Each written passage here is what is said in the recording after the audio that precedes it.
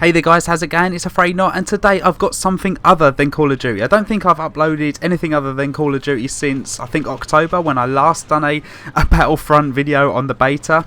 And I do play a lot of games, and don't worry, I'm not getting bored of Black Ops 3. I still love the game, I really do. I'm still playing it pretty much every day at the moment. It's just that I'm just trying to play some other games, and I got a lot of games for Christmas, so I'm starting to get through them. I'm going to get together my top 5 games of 2015, and I will tell you now that this game will not be on it.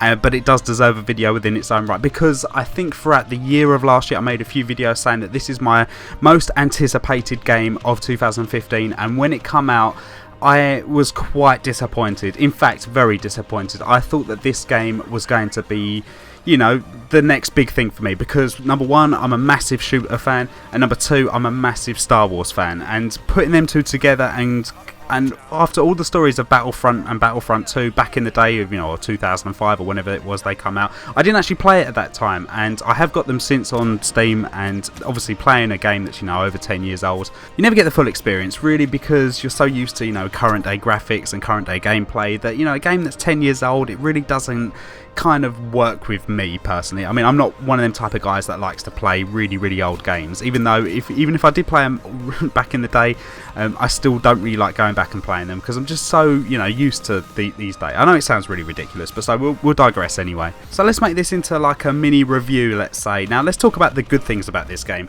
I think the major thing that is great about this game is that it looks stunning. It's by far the best console game that I have ever seen, the best looking console game I have ever seen. It is absolutely stunning, and it's a place that when you play the game and with the music and the immersion, it just feels so real. It really does. It feels like you're in the movies, and I think you've probably seen other videos before saying exactly the same thing, and I have to echo that. They are so, you know, it's just an environment that you want to be in, and you actually do feel like you're in a Star Wars movie, and that's generally true.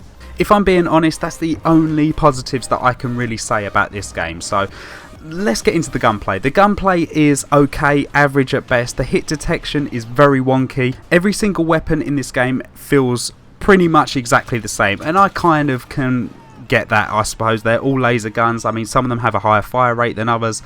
Other guns, you know, have a quicker recharge rate, whatever.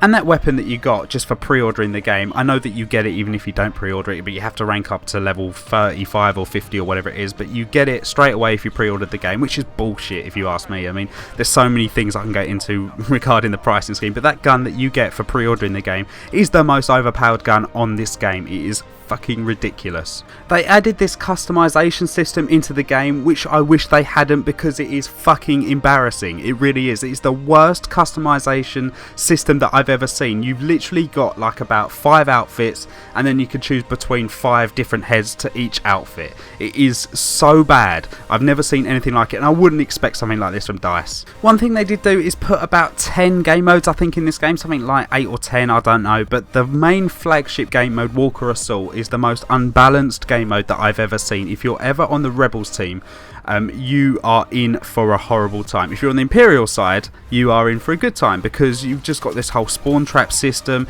It's terribly imbalanced, and it's such a shame, because Walker Assault is the type of game mode that I was kind of expecting from Battlefront, is that you have a massive map, you have TIE fighters, you have X-Wing fighters, you have walkers, ATSTs, and infantry fighting on the floor, and it all just being all out Star Wars chaos. And I was just looking forward to that so much, and playing it in the beta, we all said straight away, you know, the Rebels, it's unfair, and the Imperials, it's just overpowered.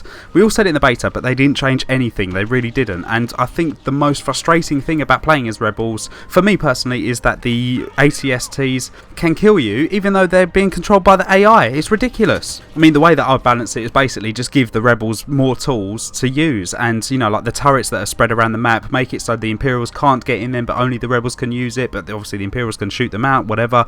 That would be one way of trying to balance it a little bit better, but at the moment, in its current state, it is just awful. It really is.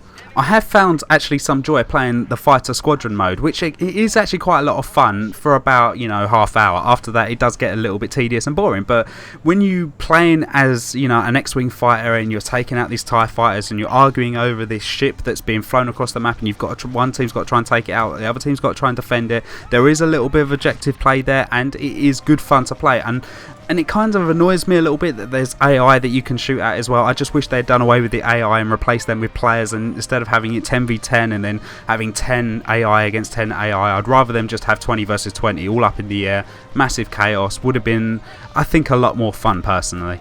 I found absolutely no joy playing this in first person. I've tried both. I started off using the third person because it was recommended to me quite highly, and I thought, actually, yeah, I can see the logic. You've got a wider field of view and it doesn't change your aim really in any way. I played then in first person. I was just like, why would anyone use first person? It just doesn't make any sense whatsoever. The third person is probably the only way to play this game, and if you play it in first person, you're at a massive disadvantage. You really are. And with their single player horde mode thing, they might as well have just thrown that in the bin with the customization system, because again, that ain't worth no one's time. It is fucking terrible. It really is. It's boring.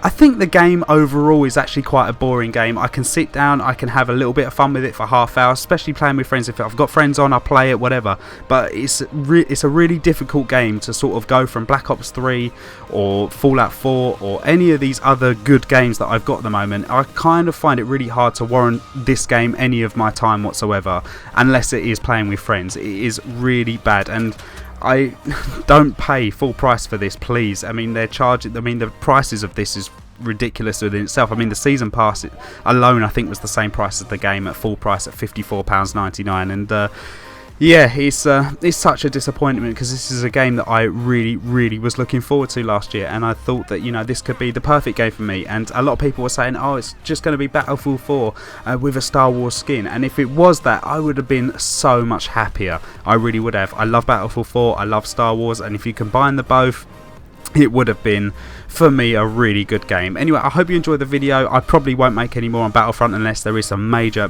changes, which I doubt it. I really do.